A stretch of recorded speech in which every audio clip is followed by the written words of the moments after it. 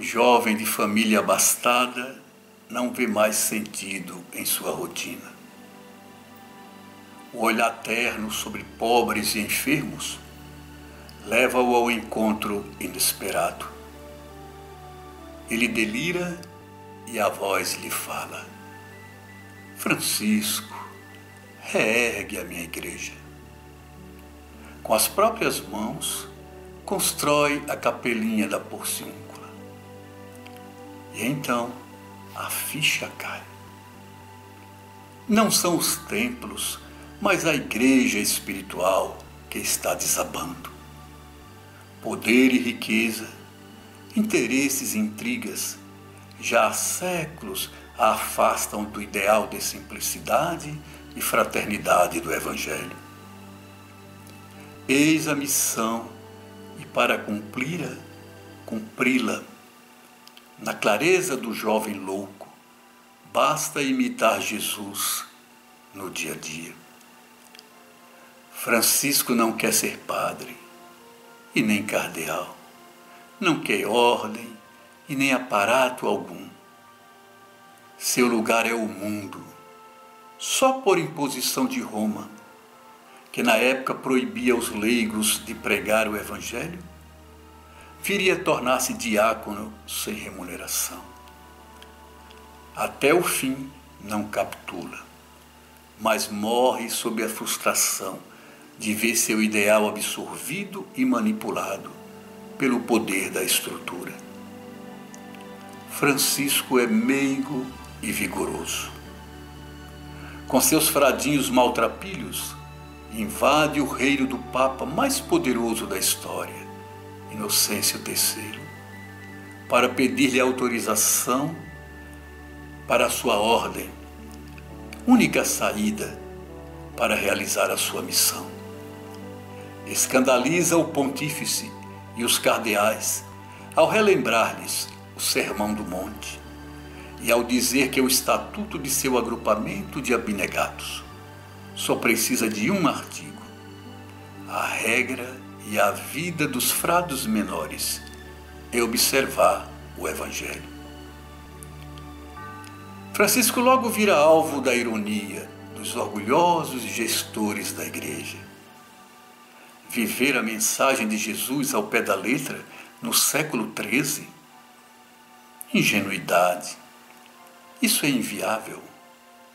Francisco reage, pois que se rasgue o Evangelho e se diga ao povo a verdade.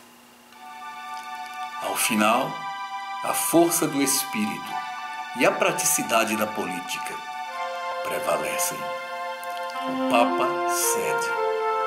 A Igreja, então abalada pelas heresias dos valdenses e cátaros, de certa forma precursores do ideal de Francisco, teme perder de vez os pobres para um jovem avassalador em sua pobreza libertária, ternura e doação. Com o tempo, a estrutura se encarregaria de colocar, se não a ele, mas os seus seguidores, nos limites da segurança necessária à reprodução do poder e seu séquito. Francisco queria que o dirigente de sua ordem fosse o Espírito Santo. Não seria bastante? Tanta liberdade incomodaria até os seus companheiros. E o que dizer da Bíblia única da Capela Franciscana e da coroa da Santa doadas para aplacar a fome de mães e filhos? Ora, ninguém precisa de Bíblia para viver o Evangelho, pensava.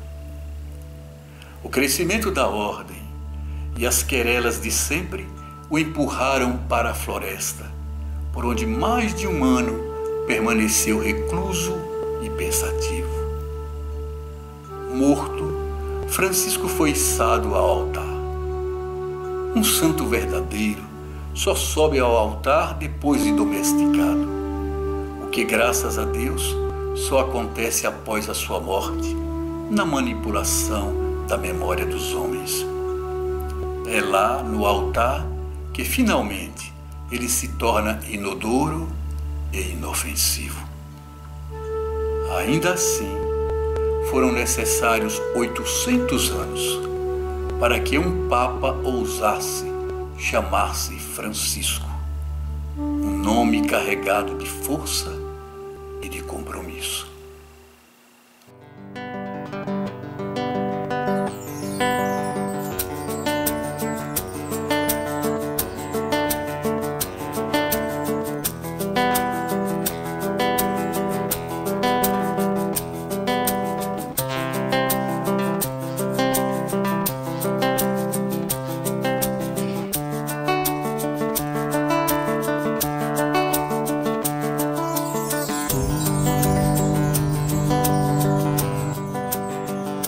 Sonho que a estrela guia, são asas do meu dia a dia. É um tesouro escondido, além do riacho comprido, nas botas do meu Shangri-La.